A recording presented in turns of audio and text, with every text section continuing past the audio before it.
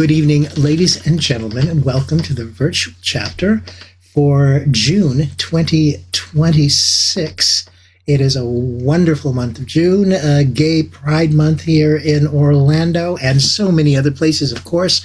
And so this gives us an opportunity to share some particular information that we're looking forward to sharing with you. And hey, it's good to see you all. I am Michael Watson, your host, and my co-host and lovely friend is with us. Introduce yourself, Karen. Hello there, I'm Karen Hand. Yeah, I noticed when you wave your hand around, it doesn't get the microphone going. So that's right. So that's right. So let me wave again and say that it is also Gay Pride Month in Chicago, in Illinois. We still celebrate for the entire month. And by the way, I always get wrong about this date, Karen, but I think this may actually be your 10th anniversary. No, but very soon. Close, yeah. Maybe your 9th anniversary. That might be what it is on the virtual chapter. I'm going to have to double check that again because that's amazing. Yeah, that's amazing. Yes, as a matter of fact. So let's talk about our calendar. What's going on? I know you've got something really exciting, so I want you to hold that for just a minute, Karen. Okay. But that's imminent, as a matter of fact. And what else? On the 27th and the 28th of this month, I will be doing the board certification weekend for members of IACT and IMDHA that have an interest in being board certified. And it's what I said, the 27th and the 28th, the last weekend of June, and 2 days online, 10 to 5. It's always a great experience and an opportunity to really explore with some cool people that that have earned their stripes and are ready to advance in the ranks of hypnotherapy fame. So I'm looking forward to that. It's always a great group. Always good. What do you got going on, Karen? Before tomorrow. I'm not getting to tomorrow yet. Hypno Thoughts Live, of course, is coming up. And Michael has had to miss the last couple of HT Lives, but you'll be there this year. I'm so excited about that. I will be there this year, and I'm so excited about that. Yeah, me too. I'll be teaching perspective positions, how you change somebody through their perceptions or this perspective. And I've got a great post-conference full-day workshop on the Monday after the conference on cinematic hypnosis, using the magic of Hollywood to help your clients change, and how we'll be showing, Nathan Gist and I are doing this together, we'll be showing how the best directors in the business use hypnotic principles in the movies, and you'll be learning through the storytelling of the movies, which you can then translate into what you're doing with your clients. One of the reasons that movies work so well and they're so memorable is because it's storytelling. And everybody can remember stories they were told when they were little bitty kids, right? Because stories stick. So we're going to be using some of the best stories and the best hypnotic principles from the movies to teach hypnotic principles and how to remember techniques that you use and how to remember the magic that you do with your clients. So that'll be very cool. Coming up in October, do you have anything between Hypno Thoughts and October, Michael? I'm sorry. Well, there's still, so by the way, Hypno Thoughts Live, I will be doing a presentation as well, as a matter of fact. It's all right. It's client-driven hypnosis and generative trance, which are themes that are pretty much associated with me. And I'm just looking forward, like I said, I'm just looking forward to being there again in that community. So a lot of life there. We all are. Coming up in October, I'll be the last week in September, I think, or is it the first weekend in October? I'll have to look up the dates. I'll be the keynote speaker at the Canada Hypnosis Conference in Toronto. And that conference is being revived, and it started last year, or started up again last year, and was really strong. And it's really going to bring in a lot of people this year because people from all over the country can still go to Canada. So it is picking up a lot of people from the States who or Europeans who haven't been able to come to the States this year for various reasons. So that's going to be very exciting. Yeah, excellent. So now, Karen, I think would be the appropriate time because we've got something coming up imminently. Wow. I knew there was a word in there somewhere coming up imminently, and that is almost immediately. So, Karen, you've got to tell us about it so everybody can put on their seatbelt, get your tray table in the upright and locked position, and get ready to go. Because what you got, Karen? Well, tomorrow I'm doing a 4-hour workshop for HypnoThoughts Live 365, and it'll be from 1 to 5. You can still get in if you want to do it, and if you can't attend live, you can still join and have 2 months of free 365 to attend the workshop and all of the other really cool things that go on at 365. There are a number of us who are bots on 365, and you can go in and interact with us with some of the greatest trainers in the business and ask questions and see anything that has ever been presented over the last 12 years at HypnoThoughts Live is available at 365, and you can have peruse any of it, see all of it, spend as much time with the stuff as you want.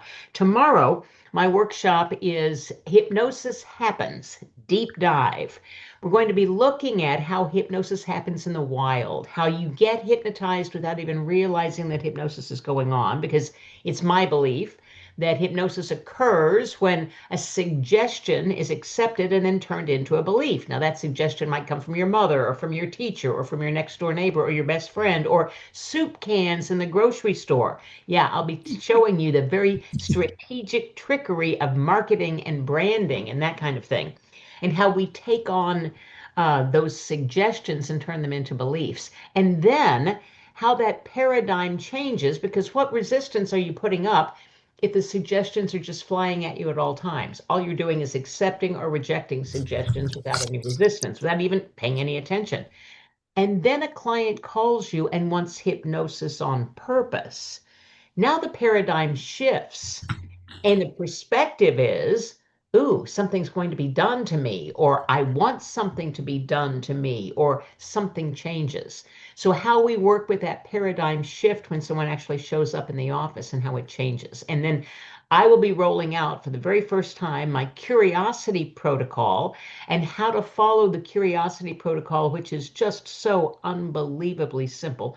How to follow the curiosity protocol to lead a client from problem state, the problem trance that they walked in with, to the solution trance in one easy conversation where you also gather the words that you can use in an eyes-closed hypnosis process.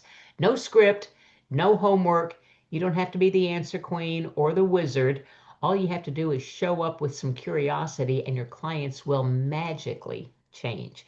I'm going to teach all that tomorrow, and it's going to be great. And if you'd like to join, it's very easy. You can go to htl.net/Karen365.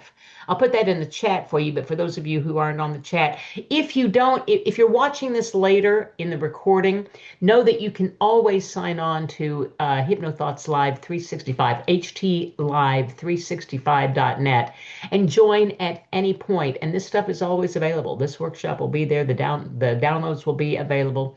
And I will put that in the chat so you can go to htlive.net/Karen365. And I hope to see you tomorrow. So that's my spiel, Michael. And I am delighted to turn this over to you to spend some time talking about something. One of the reasons I love HypnoThoughts Live is because of the diversity of the conference. All sorts of people are there, all sorts of techniques. It's all celebrated. Nothing is taboo, because we know the truth. It all works. Everything works. Storytelling works. Script reading works. Metaphors work. It all works. It is all contingent on the BS, the belief system of the hypnotist and the client.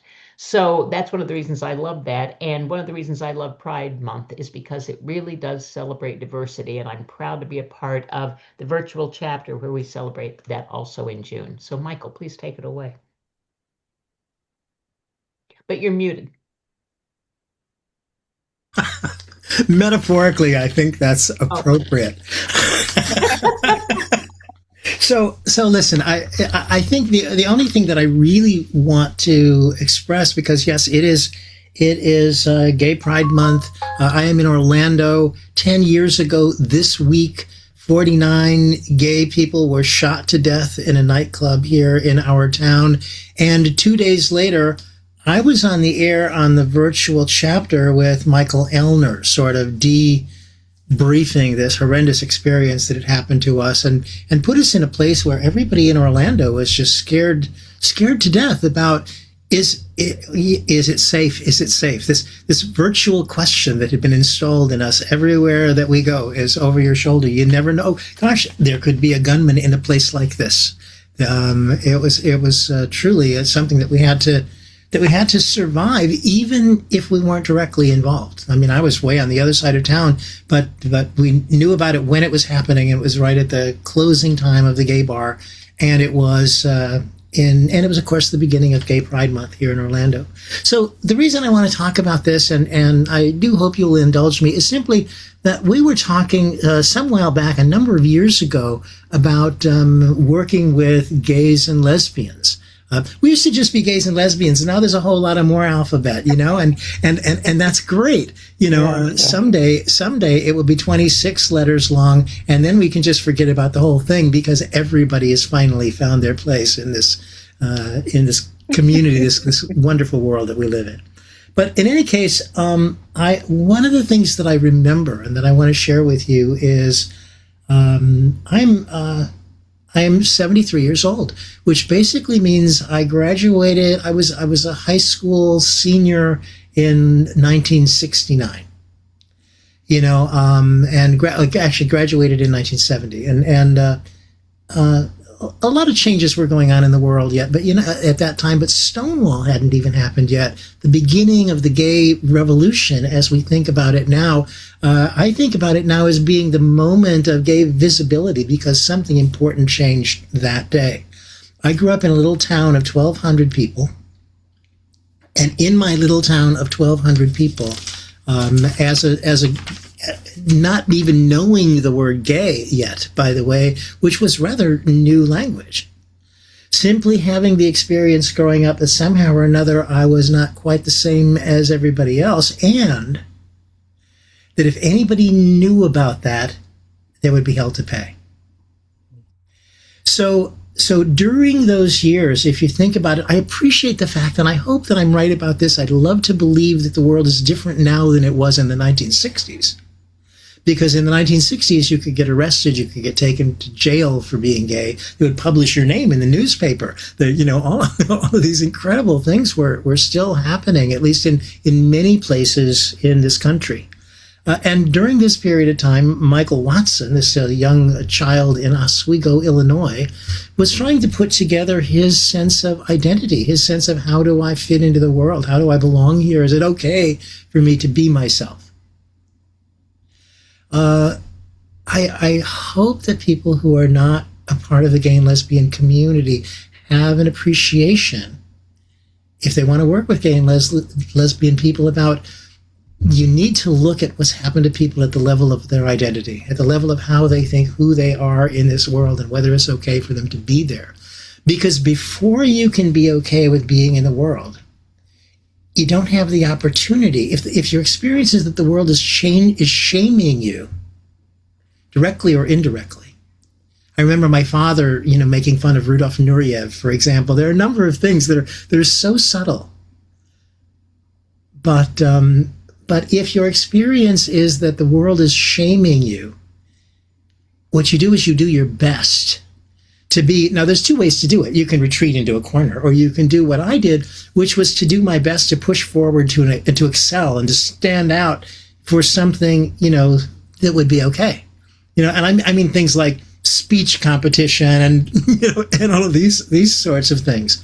But to have some way to be identified as something other than who I was afraid they might figure out that I was. A fake persona, if you will. So anyway, I think a whole lot of people are struggling with similar issues in their development. That people that are gay and lesbian and trans and all of the other letters of the alphabet, if you have this sense that who you are is just not quite who you're supposed to be, it's hard to be proud of anything that you accomplish. So we don't have Gay Pride Week because we're proud of being gay. That's the easy part. And some of us are really good at it. Good enough we should be proud. But that's not the deal. The deal is we are proud of who we are as people. We are proud of the things that we're capable of contributing to the world. And we want the world to give us a fucking chance to be able to express ourselves in the world. So to me, anyway, that's what it's about.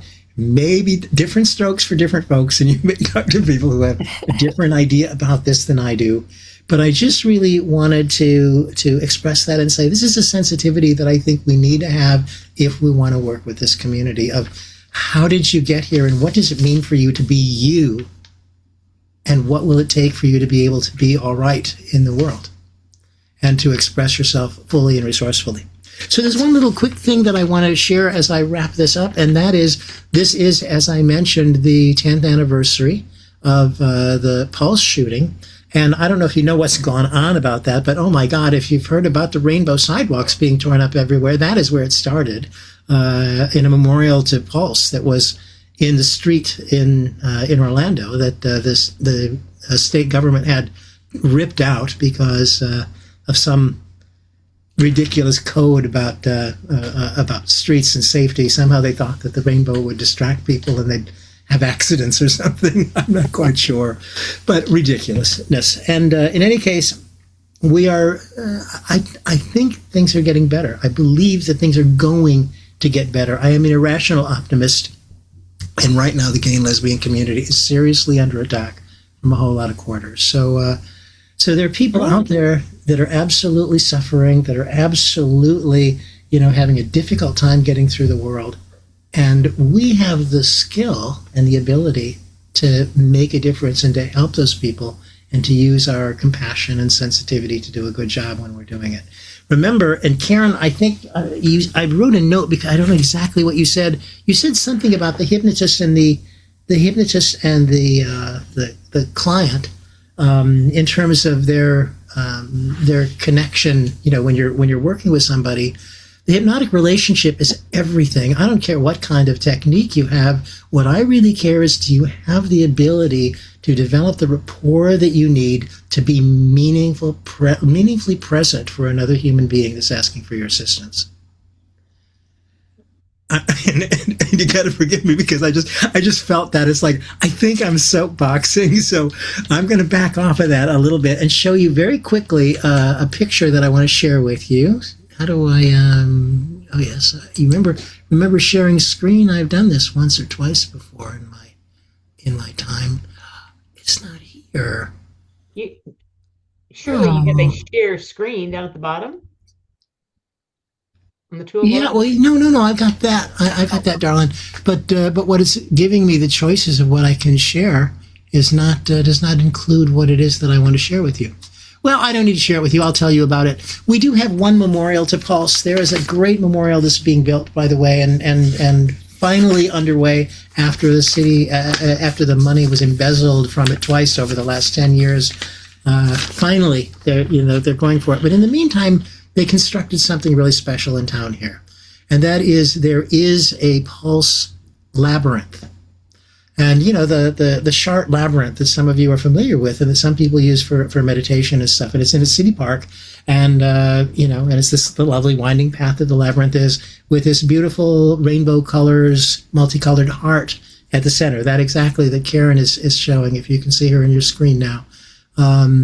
So the deal with the labyrinth, I just want to tell you about it because I think hypnotists should be interested if you don't know about this. The Labyrinth Project began in San Francisco when we were still living there, so I'm thinking it was somewhere around 1989, 1990, something like that. Not sure exactly.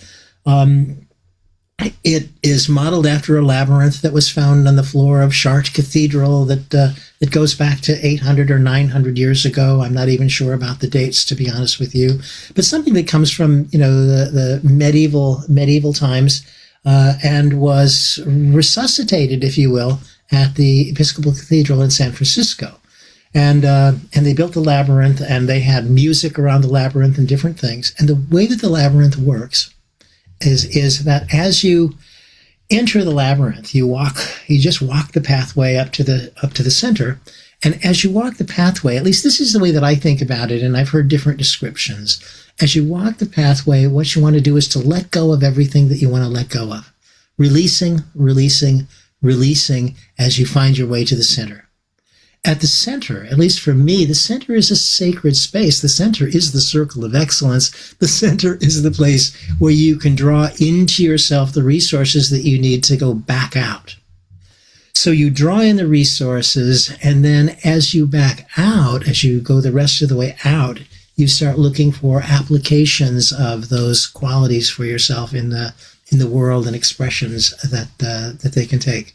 And it's just a lovely spiritual exercise. So nice thing to do. Or the other way to think about it is use the trip in to let go of stuff and use the trip out to start gathering up tools and resources and qualities that can make a difference for you in your life. Meditative, hypnotic, beautiful process. And you don't even need a trance in order to do it. But speaking of trance, Yeah, that was a transition. that was a transition. Yes, exactly right. We are joined tonight by the wonderful Sherry Gilbert. She has. Have you been on the chapter before? I Yes. have. Yeah. Maybe, yeah, quite some while ago, though. So long overdue to have you here again. She has practiced hypnotherapy since 2000 and is the 2016 IACT Hypnotist of the Year. Is that right? And 2024 Life Fellow in hypnotherapy. I'm having a heck of a time with my eyes. I apologize.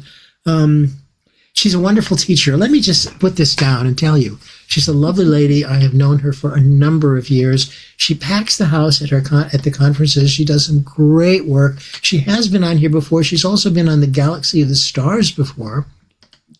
She is a significant member of the faculty. I think that there's a change in this relationship that I don't quite know about, Sherry. So, but you're associated with SWIHA, is that correct? So wonderful Southwest Institute of Hypnosis or Institute of Healing or Southwest Institute of Healing Arts, and of I'm Healing Great. Well, in any case, Sherry, I've been on their online faculty for about 12 years now, maybe. Yeah. Wow. Yeah. So quite a long time. Mm-hmm. Well, and I'm just delighted that you're here with us. So I'm just going to let go of this and turn it over to you and say, welcome, Sherry. We're so glad that you're here. And maybe I would like to start out with one question, because this is a special area, and I really want you to just kind of run with it and share with us what you want to share. But I'd like to hear just briefly, how is it that you happen to get yourself involved with working with the trans community in the first place? That's a really great question. And the truth is that everything about what I do in my practice, even being a hypnotherapist completely, is just that the universe sends me things. And the universe guided me to become a hypnotherapist. And suddenly, about 12, 14 years ago, I had a number of clients just showing up. I was, in addition to being a hypnotherapist, I'm a relationship coach. And at the time I was teaching hypnosis for childbirth education as well. And I just, in one area or another, I had clients show up, and they weren't showing up to work with the fact that they were trans, but it was an aspect of their relationships. It was an aspect of their lives. It was an aspect of their emotional history and emotional baggage. It was an aspect of who was getting to come to the birth and not. And what I quickly realized is I don't have the right language. I don't have the right knowledge. I am so thoughtful to the point that both you and Karen made earlier about building rapport.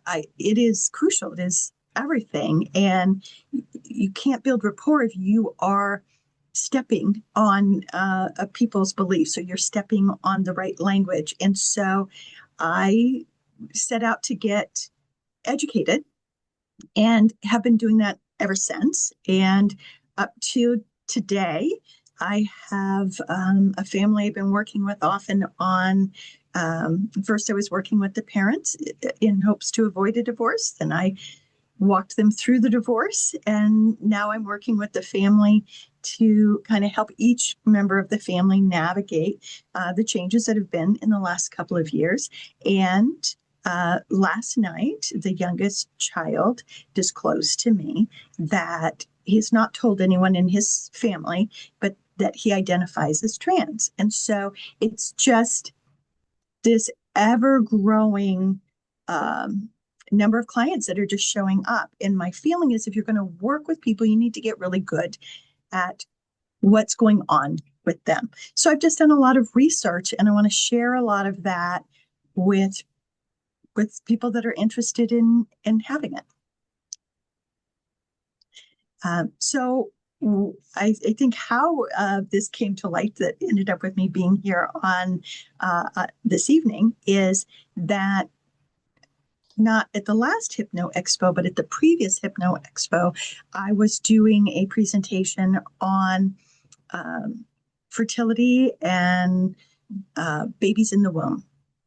And some of the questions that came up took us into having a short conversation about, did I think that some of these things were already known in the womb? And so it was a really fun and interesting conversation. And I was asked by an individual that was in that presentation to present on working with transgender clients. So I presented it, and to my everlasting appreciation, they chose it as one of the topics for last year's Hypno Expo.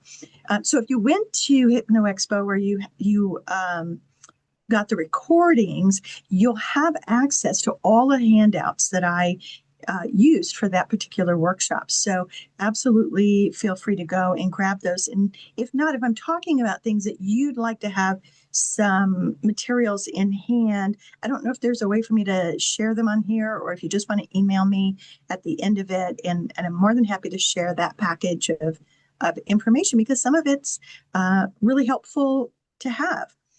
Sherry, do you mind if I share your email address on the chat so they'll have the direct access? Okay, great. That would be great. And I'll do my best to be very, very quick in responding to people who email me. So that's how I came to work with transgender clients. And something else that Michael was saying, I think before we started recording, is that, he was thinking that as long as you're a good hypnotherapist and you have a good skill set, you can work with anybody who walks in the room. And I agree with that 100%. I do want you to have some awareness of what these clients will have walked through. I do want you to have some awareness of the language that can be really important, and to be able to connect through what they're going through. Yes, Karen? Oh, I thought you were waving at me. Sorry, I was typing. I'm typing in your email. Okay.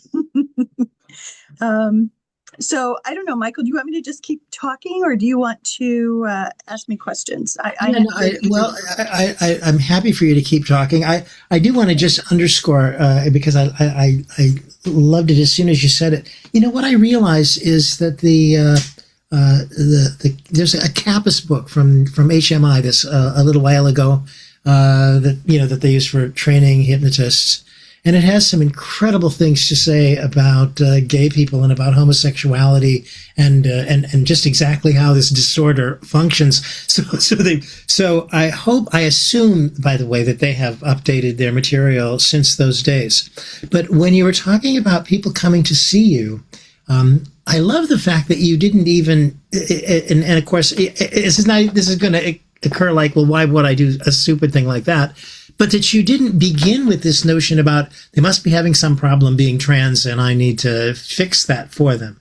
And far too often our clients come in and they tell you, they say, well, for example, let's say somebody comes in and they say to you, well, I'm 30 pounds overweight. And so you think, oh, great. Well, I'm going to help you adjust your self-esteem and lose weight. Maybe they want to be 45 pounds overweight. You don't know what they want. And And immediately we start with the presuppositions of what must it be that this person is asking for.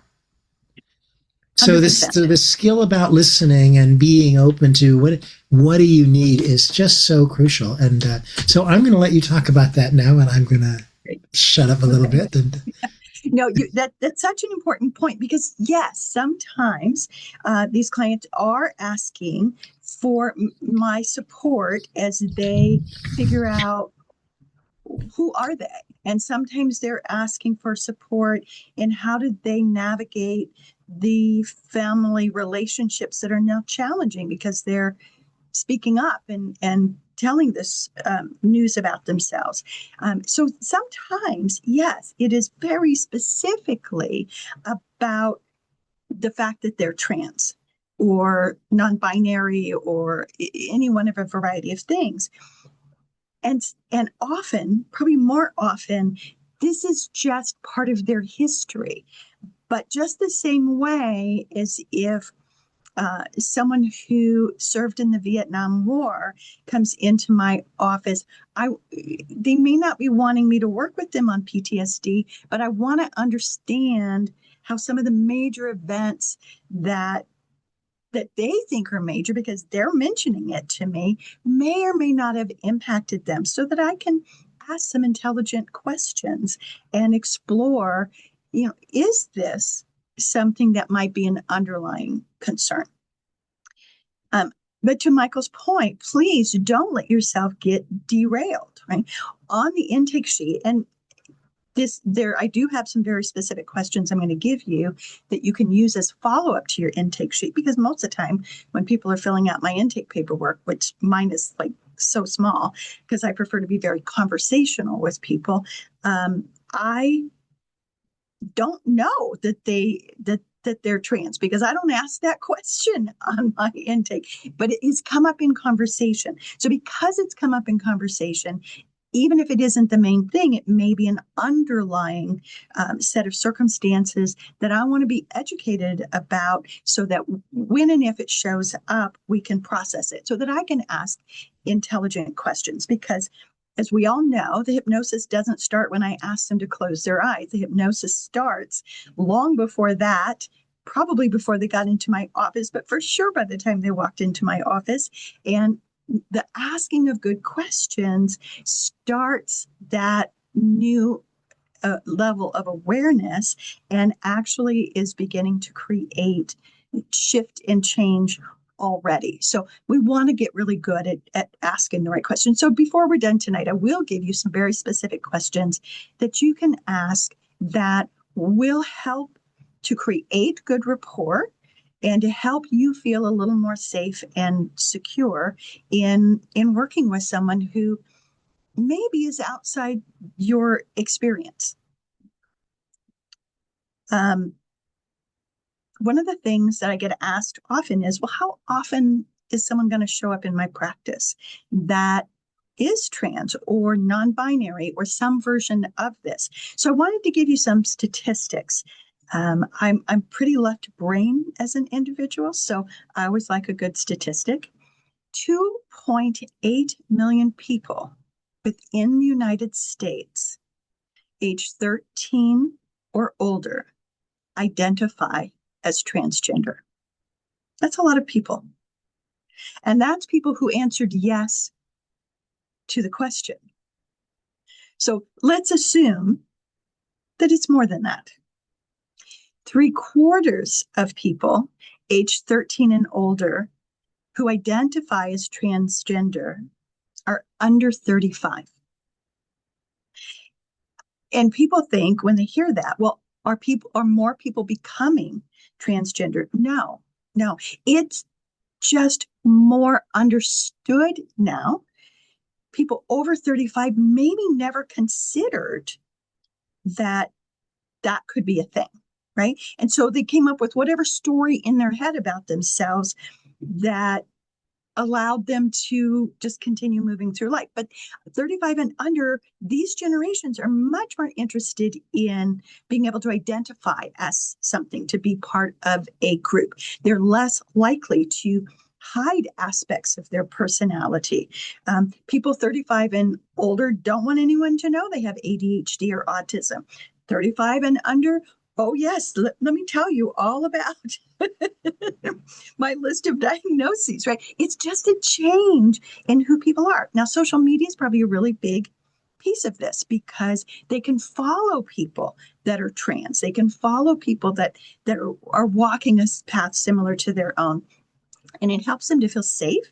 It helps them to feel part of a group. It helps them to help figure out what their identity is. Because if they are coming in and specifically talking to you about their sexual identity or their gender identity, they might be still in the early stages of figuring it out, and they're confused. And as much as I'm not a fan of social media, for those of you that wonder why you never see me on there, no, it's not going to. I don't know. I honestly don't know how people have time to go be on social media. So more power to you if you're using it well, because I should come to your workshop, because that is not my thing at all. But the value of it is that they're going to be able to find really good, solid, helpful people. Now, there's a lot of stuff out there I don't want them to see. So one of the things that I sometimes do with them is help them find particular people to follow that I think are going to be safer for them to explore. Does what this person have to say fit who I am? Right. And so I think we're just going to see more and more people come up with this as an identity, not because they're being, I get a lot of parents. It's like, is it just a fad? Is it just a fad? Or is my daughter thinking she's non-binary because it's a fad at school? Probably not. I'm not saying that it couldn't, that nobody is joining a fad, but I think this is a pretty unusual thing for someone to think of as, well, maybe I'll just dabble in being trans, or I'll dabble in being non-binary or agendered, right? I think that's incredibly unlikely. So another statistic you might find interesting: 1/4 of individuals who identify as transgender are between 13 and 17. Isn't that interesting? Between 13 and 17. And I will say, I think that statistic is accurate if we look at who I'm seeing in my practice.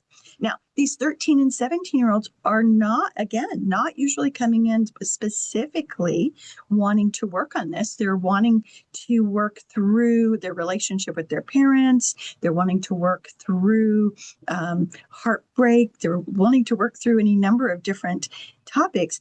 And an aspect of the conversation is, well, by the way, I think I'm transgender or agendered or asexual or demisexual. And I'm like, okay, right?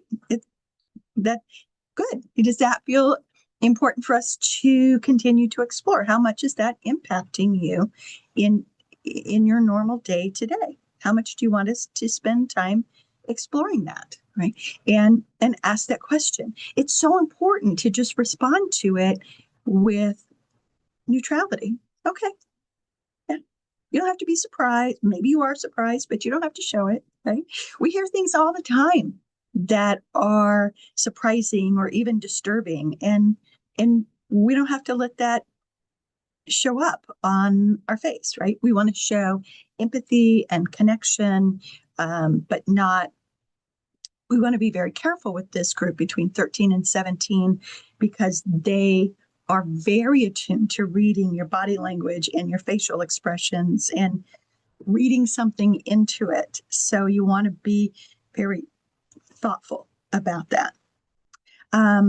Last statistic that I'll share with you: among transgender adults, roughly 1/3 identify as trans women, 1/3 as trans men, and 1/3 as non-binary. I thought that was interesting as well. On the topic of why are we seeing so much of this, and isn't this brand new? No. If you jump in and do some of the research throughout the history of the world, many communities have identified more than two genders as just the norm in their community. And in many communities, those that they were considered as part of the third gender um, were celebrated. They were considered closer to whoever they considered to be God. They were considered as having special powers or special skills. And so this is not new. This has been, since the beginning of human beings. We want to assume, because it makes life simple for us, that everything is absolutes. It is good or bad. It is right or wrong. It is male or female. But that isn't really true in any set of circumstances, right? If we're not being rigid in the way that we're thinking, if we're not being black and white in the way that we're thinking, anything that you're currently, maybe you read in the news in the last few days, that's bad. Take a moment. Isn't there something potentially good in that? Maybe, I don't know, but we can't just assume that all things fit yes or no, right or wrong, good or bad, male or female, because that's just not how the world works. We've had women show up as tomboys for forever. But what do we as a culture do? We try and put them in a dress. We try and get them to conform. Well, you're going to your brother's wedding, you really must wear a dress. Why? Why? Because it fits somebody's very rigid, very outdated view of femininity. So the question I like to explore is, what does masculinity or femininity mean to that particular client? I'm certainly not the arbiter of what it is. Their parents certainly aren't the arbiter. Their doctor isn't the arbiter. Who is? They get to decide. And if they were raised in a situation where they didn't like the examples of masculinity or the examples of femininity that they saw, they get to carve out their own path. And this is true of every client. How many clients have walked into your office and they don't want to be like their mother, they don't want to be like their father, those examples don't fit for them? That's okay. At a certain point, we get old enough that we get to figure out, who do we want to be? A question that I get asked a lot is, do I work just with the clients, or do I work with their extended families? And the answer is, it really depends. And it depends on what you like your practice to look like. So part of my work is as a relationship coach. So I often will work with the entire family.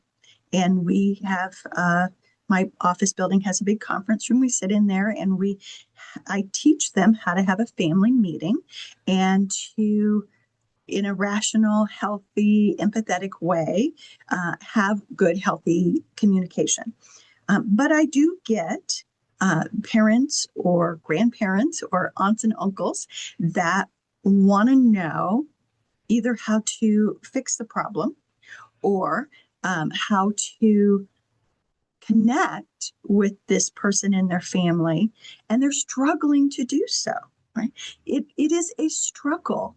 And part of the work that you may end up doing if you're working with a client who is trans is helping them understand that they knew they were trans and they've come to this ability to now share it with the world for, who knows, probably years.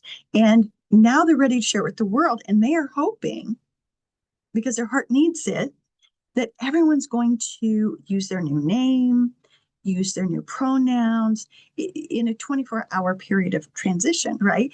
And that's just not the reality. So I work with their family to help them move through whatever emotions or disappointments they have, because the person that they thought they knew and loved is now this new person.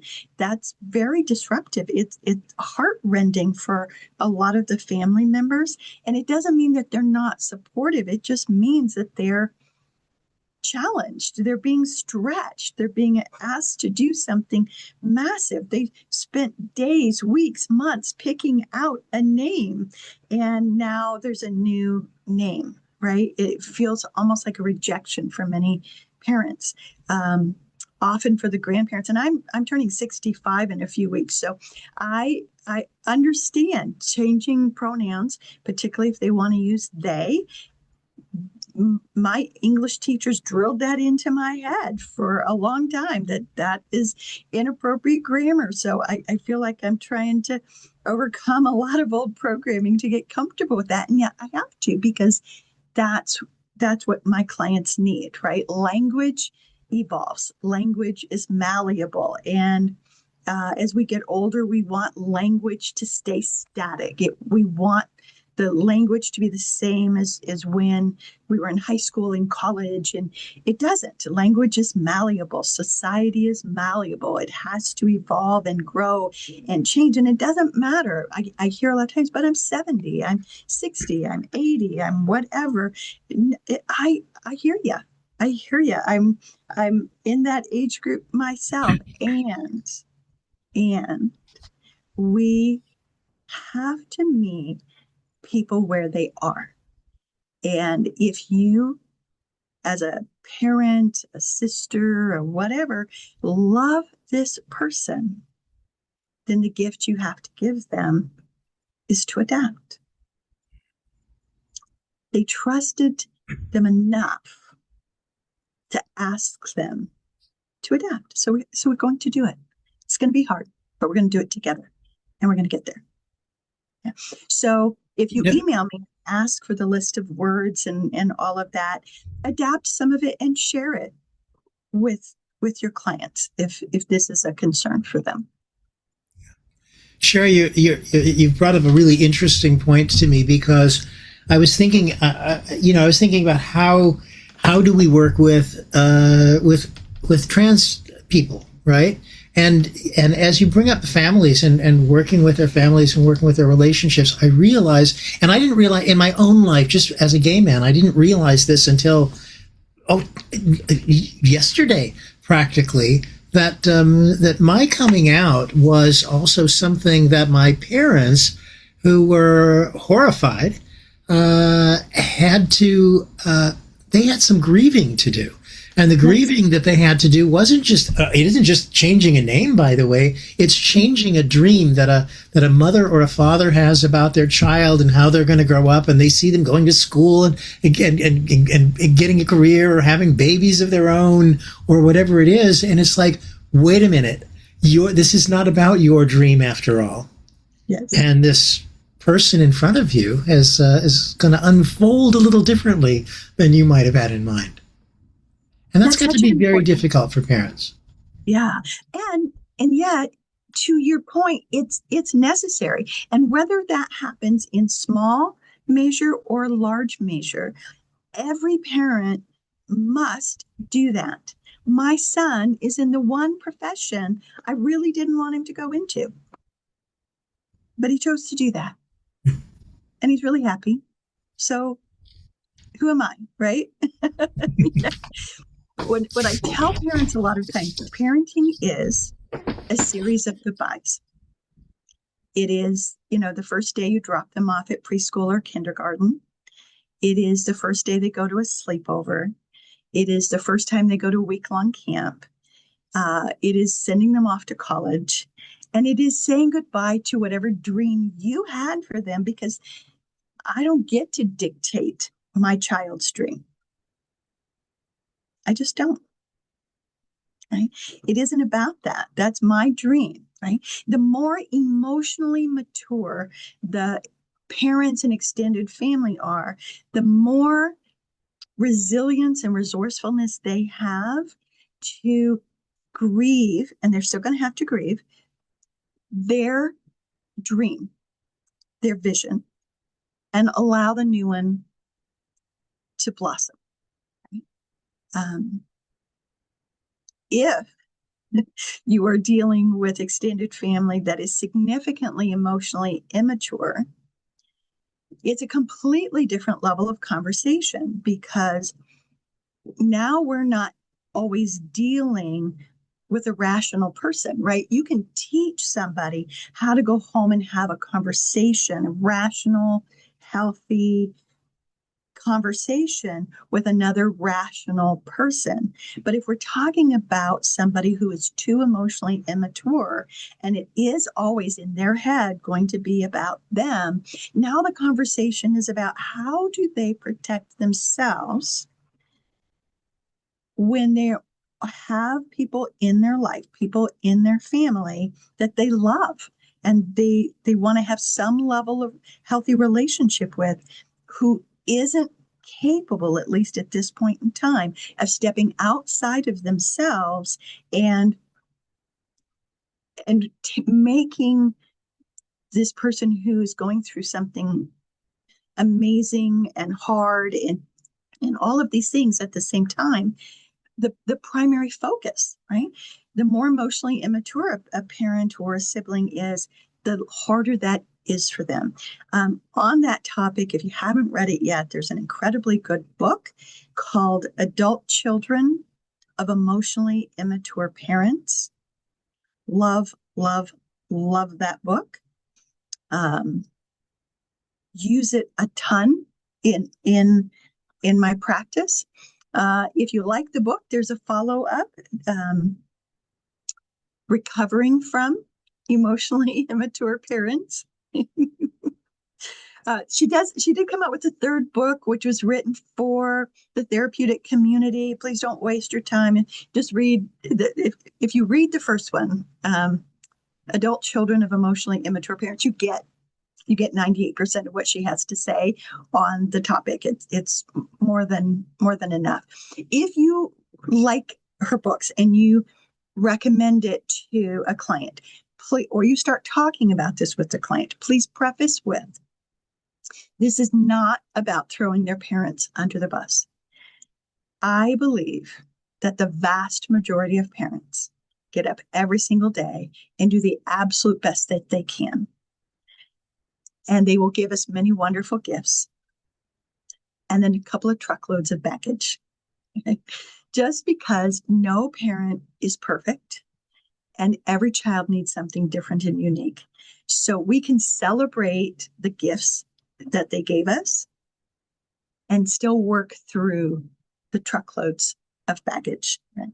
And this is going to be part of the conversation a lot of the time when you're working with people who are coming out as trans or non-binary, because there are going to be some people in their lives that will struggle with this and either haven't yet reached that level of resourcefulness and resilience to navigate it, or just aren't ever going to get there. And that's okay.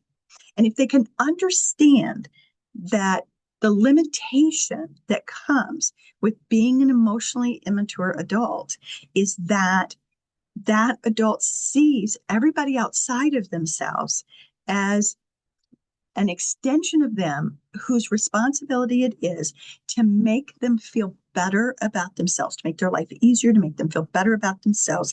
And them coming out as trans is not helping them feel better about themselves. It is not helping them have a smoother life. And so they're going to have a lot of emotions about it, but that's about that person. It's not about your client who's going through this. And when your client can reach that level of emotional maturity to recognize that bad behavior from somebody outside of them isn't about them. It isn't about their journey. It isn't about their transition. It isn't about what color they dyed their hair. It isn't about how they choose to dress or what name they've chosen, that's about that other adult. And for any adult in their life, it is not their job to make that adult's life better. It's not their job to manage that adult's emotions. And so that's a really powerful thing, because of the trans clients that I have worked with, where family became part of the conversation, because it isn't always. 100% of those conversations included at least one person who was emotionally immature enough that it was a problem. And when we can help them understand that isn't your problem, that's their problem. And you can be kind, and you can be empathetic, and you can walk away. Not your problem. I had a client teach me the phrase, if probably everybody's heard it. I don't know why I hadn't. Not my monkey, not my circus. I love that phrase. It's amazing. Can't see a clock. I don't know where my time is, how much time I have left. You've got actually almost a half an hour left. It is good. 9:30 here. I had promised. Go ahead. Oh, go ahead, please. So I had promised some questions that I was going to share with you, and I printed them out. Let's see if I can find them really quickly, so that while I'm finding them, if anybody wants to write this down, and of course you can email me and I'll give you the whole list. But here's some helpful considerations that you may want to use. And again, I tend to do this very conversationally. So my intake form is kind of like a contact information sheet. There's very little question on it, because I really prefer the give and take of let's discuss. Because if they write something down on a piece of paper, I don't get to see their facial expression when they read the question. I don't get to see their body language. I don't get to see their tone of voice. And that can be everything, because that tells me, ooh, let's dig. Let's play a little, right? So here's some questions. What name and pronouns would you like me to use? They may have given you their legal name or the name that their parents gave them because they felt like this was official and they had to use it, particularly if they're younger, right? If they're under 30, they may not have reached that point where they're like, whatever, I'm going to use my name, right? So ask, what name and what pronouns would you like me to use? Please write it down when they tell you, right? Because how many clients you're going to see between now and when you see them again. So write it down, have that in your folder. How would you describe your gender identity? I can email you a list of all the different language on this, but it only matters so that you have some frame of reference.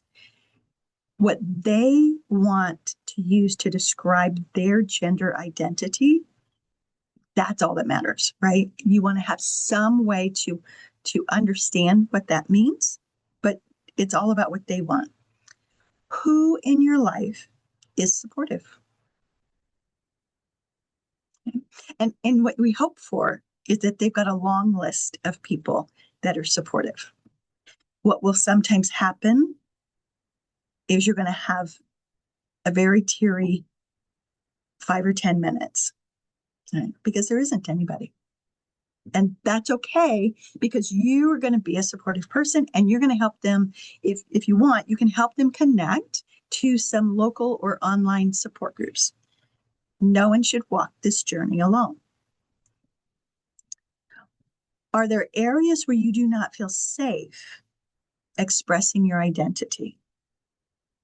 The world has become less safe for people who are transgender in the last few years. That's just a piece of reality. If they are figuring out their identity in this time frame, that's hard. What are your goals for our time together? This helps me not get locked in and make an assumption that the topic is that they are trans, because I don't know that that's the case. I don't know that they, if they've cried because they don't have any support, my heart wants to, okay, that's what we're doing. We're digging in. That's the focus. That's what we're doing. But that's my heart. It's not their head and their heart, right? So there was a question to repeat that question. I think what you're looking for is either who in your life is supportive, or are there areas where you do not feel safe expressing your identity.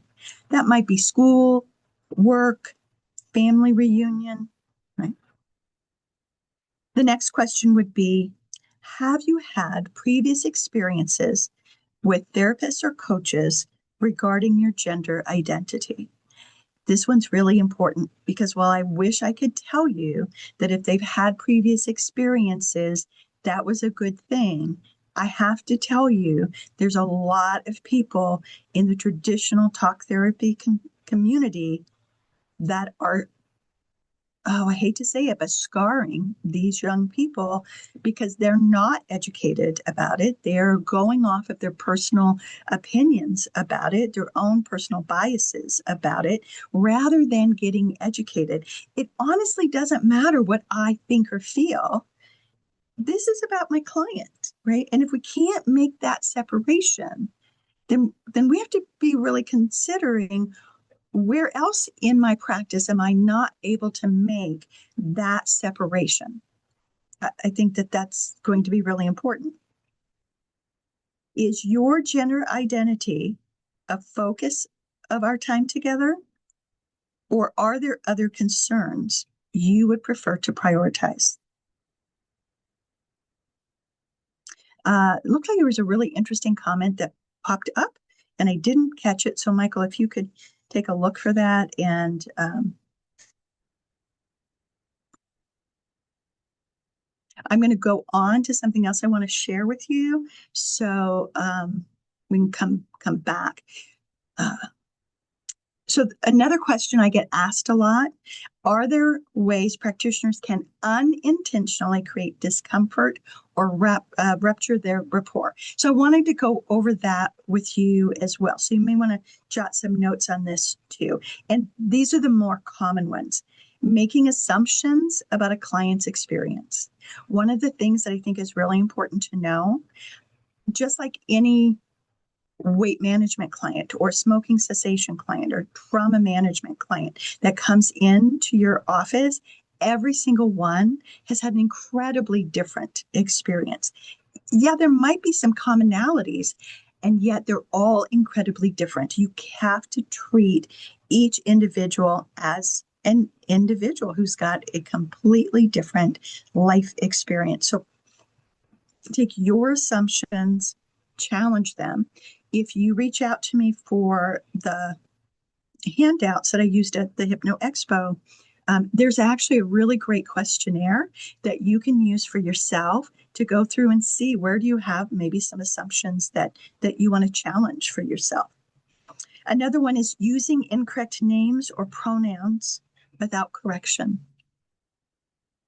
I step on they more often than I'd like to admit, but I catch myself instantly and I offer a genuine apology and I fix it, right? There's no excuses. I don't add look. That feels like bad grammar to me. I struggle with that. Doesn't matter. They don't care. They made a request of me. I need to honor it. Focusing excessively on gender identity when it's not relevant, you're going to see that this is an experience that they've had. It looks like there's some massive storms. Well, it's recorded, so hopefully those of you that are impacted by the storms will be able to just watch the recording. But they're often experiencing that this becomes the focus that their coach or therapist wanted to have. Even I've had people come to me really reluctant to come to another hypnotherapist because the first hypnotherapist they went on wanted to do past life regressions to fix their feeling trans. Now, if they're asking me to go into past life regression with them to see if that is relevant, I am happy to do that, but I'm not going to go do that without them bringing it up. That's not why they're here. Asking questions out of personal curiosity rather than therapeutic relevance. Assuming all transgender clients desire medical transition. I don't know the statistic on that, but in my personal and professional experience, a very small percentage actually go on to do surgical transition, and they may or may not do all of the surgeries. It's a very long journey, and they don't have to make that decision right away. There's time. Okay. Treating the client as a spokesperson for all transgender people. And hey, we cannot do that for any group, right? I can't ask anyone to be the face or the voice of whatever demographic they belong to. They're one person. That's it. I cannot speak to all old white women. You know, I can tell you my experience as an old white woman, but that's about it, right? And then pathologizing gender diversity. If you genuinely feel that this is a mental health problem, or, you know, because they're out of alignment with God, whatever it is, if you genuinely, truly believe that, you are not right or wrong, good or bad, this is just not a community to work with. And it's just, that's okay. We don't have to work with everybody. One of the things I do in my practice is, and everybody that works here in my practice, we all do the same thing. Everybody has an initial consultation, and the client thinks that so they can decide if we're the right fit for them. And that is an aspect of it, but frankly, it is way more about us deciding if this is a client we want to work with. We are lucky enough to be full to the brim most of the time. So we get to choose who do we want to work with. If it's not a good fit for us, then we would be doing ourselves and the client a disservice to take them into our practice. I'll refer them to somebody that I think is a better fit, right? So if your practice isn't yet that busy, act as though it is, because we all know that's how you manifest it. Act as though it is. Okay. So I'll take a little breather here and see if there's any questions before I move on to anything else I had planned to share. I've actually got one for you. I'm wondering, do you ever work with people, or do you have people that come to you? We were talking at the beginning about don't presuppose that the client is coming to you to be fixed. You know, curiously, on the other hand, do you have people who come to you because they're, in fact, not quite settled on what their gender identity is, and rather than getting locked into one thing, they need room to grow and to figure that out. Sometimes the right choice may be not to be trans, right? %. Oftentimes, well, I do see sometimes people older than the 13 to 17 age group. That is more frequent in that 13 to 17-year-old age group. And I'm like, of course you don't know who you are yet. I'm 64 years old, still figuring out who I am sometimes. So it's okay if you don't know everything about who you are right now, because that age group loves a label. And a lot of their friends have assigned themselves a label. They want a label. So we come up with a label, right? Mm-hmm.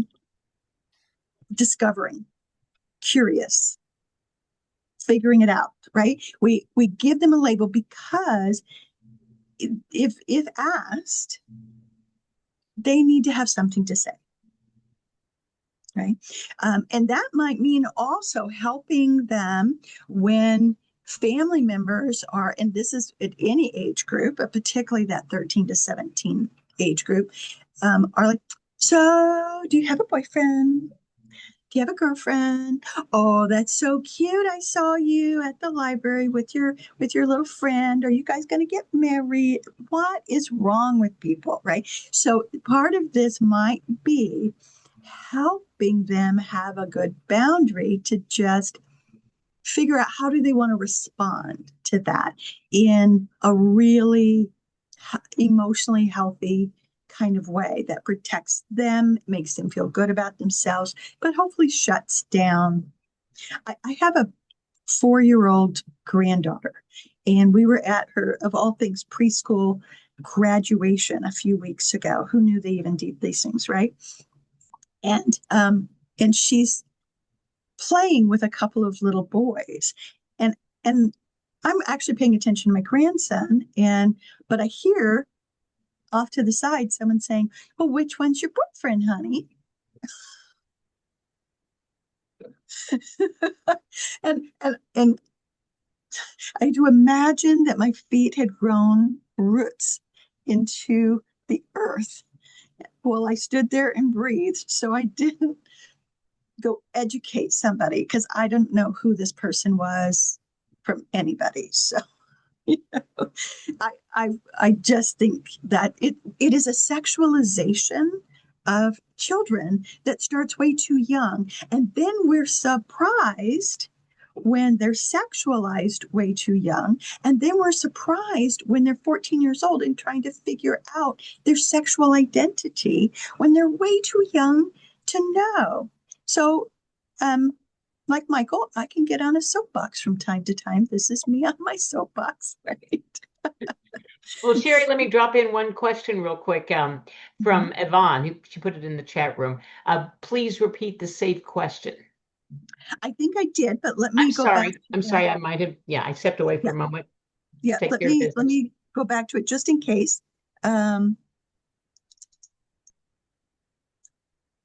believe it was the one about being safe. Yeah, are there areas where you do not feel safe expressing your identity?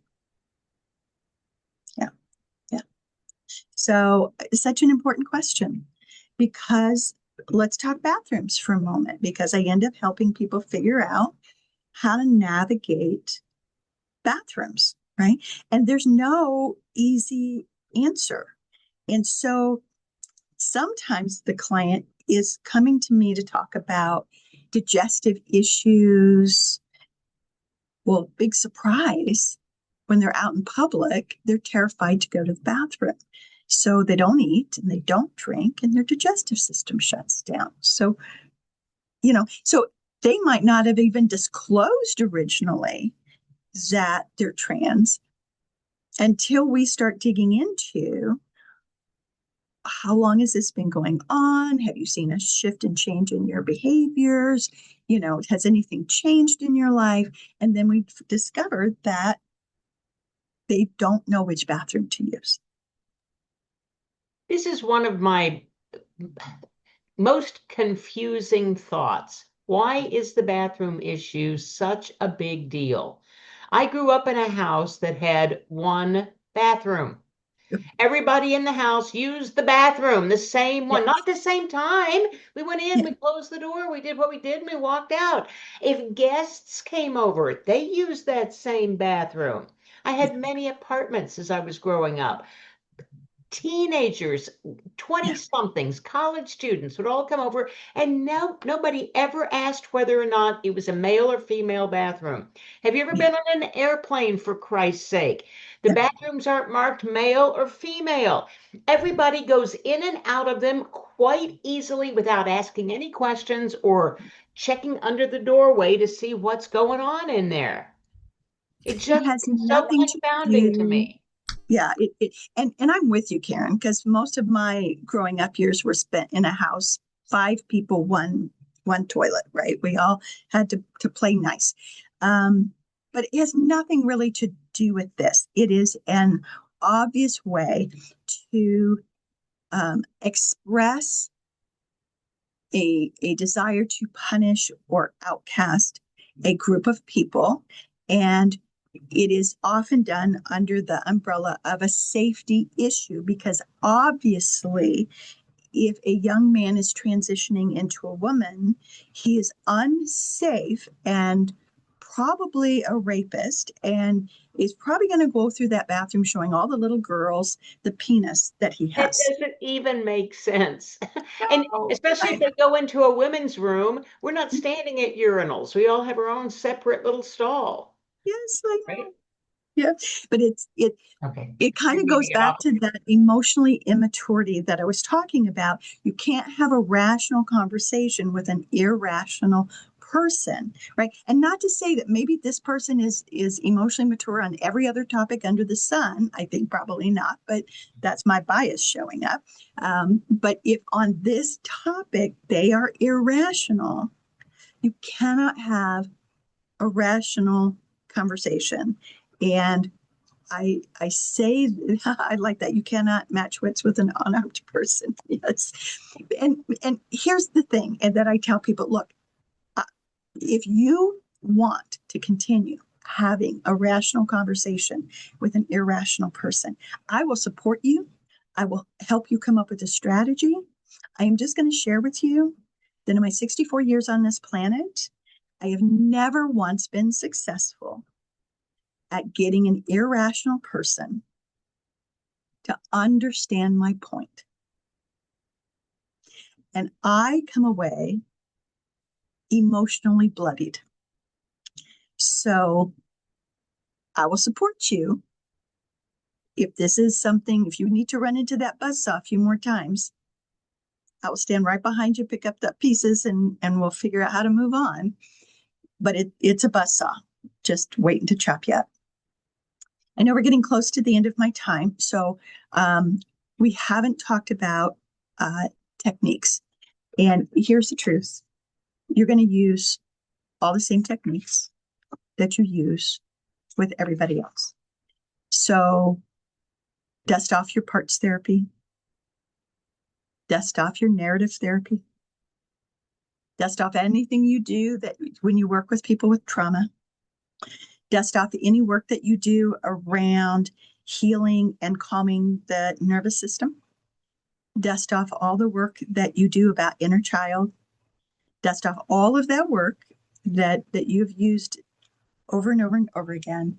And I did share a number of scripts and techniques that will be in the packet that I send you if you email me and ask me. For people like Shelley who have been exposed to me for a lot of years. Some of this is familiar, some of it is new, but I'm more than happy to send it to you and share. And absolutely, do feel free to reach out and ask me questions. I'm here to support you.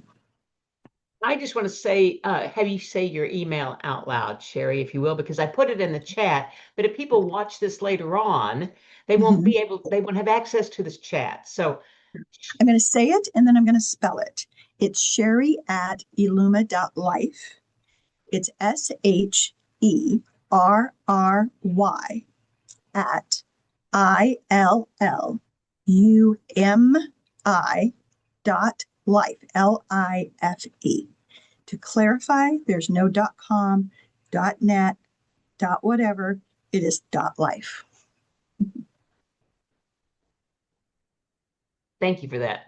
Because, sometimes we forget to say that out loud, thinking, oh, we put it in the chat, so everybody has access to it. But not everybody, if they're going to watch it later on, will have access to it. And you never know when you might get a follow-up on that.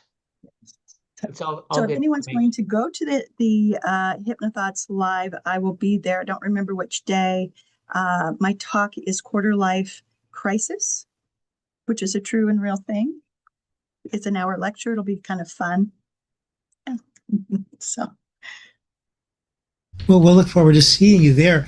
This has been fantastic, Sherry, and I just want to, my undergraduate degree, if I may, was in linguistics, and so I get really interested around this issue of pronouns because I want you to know something that will make you feel a whole lot better.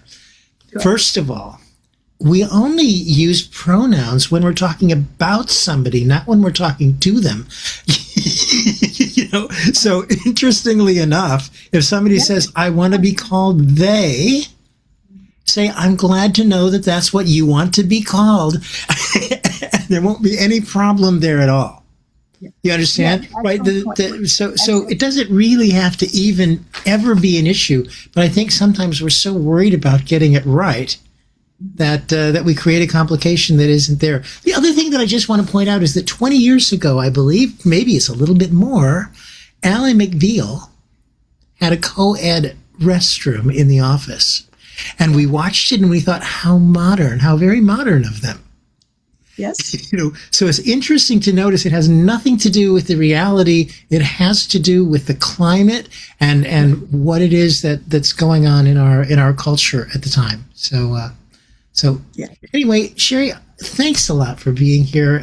I want to make sure we get everybody I want to give you a chance to see if you got one kernel of something that you want to leave us with, and then we want to give people an opportunity to send you off with the great blessing that we always do at the end of the virtual chapter. So I guess if I want to leave you with anything is you are, every one of you present here tonight, listening to the recording, prepared to work with anybody and everybody that shows up virtually or in person to work with. You have the skills. You have everything you need. Please don't ever close the door or get scared about working with something that's new to you. That is such a blessing when someone walks in that gets you to go explore something else. You have the resources. Just go play. Great, lovely. All right, everybody. So it is that time. Any last words, Karen, before we sign off? I thought that was lovely. We really appreciate having you here. And I just love your energy, Sherry. You are just so calm and compassionate and lovely. Thank you very much. Thank you. I'm so glad you guys asked me. Thank you so much. Next month, we'll have Rania Frazier on. She specializes in narcissistic abuse and survival. And so it'll be kind of intense. I'm glad you made that correction, Karen. Yes, and survival. And she helps or how to recover from. Yes, how to recover from it. And she's quite interesting. She's if you have ever been to HypnoThoughts, or she was at the IACT IMDHA conferences last year, you will recognize her with bright red hair, lots of tattoos, and she often wears a bustier or some very sexy outfit. So she stands out quite a bit. And she's going to grace us with her presence next month. She lives in Portugal now. So we've been playing around with trying to get a time when she will be in the United States and on a time zone that doesn't conflict with life. So we've got her next month. Great. That's going to be so wonderful. So now, everybody, if you would open up your microphones and we can thank Sherry live in person right here in our wonderful cacophony of joy and enthusiasm. Thank you so much, Sherry. We're so happy that you were with us tonight. Thank you, Sherry. Yeah, that was wonderful. And you're a really good speaker and easy to listen to and understand. Thanks a lot. Thank you so much. Right. Good night, everyone. Good night, everyone. Thanks, Michael. Night, guys.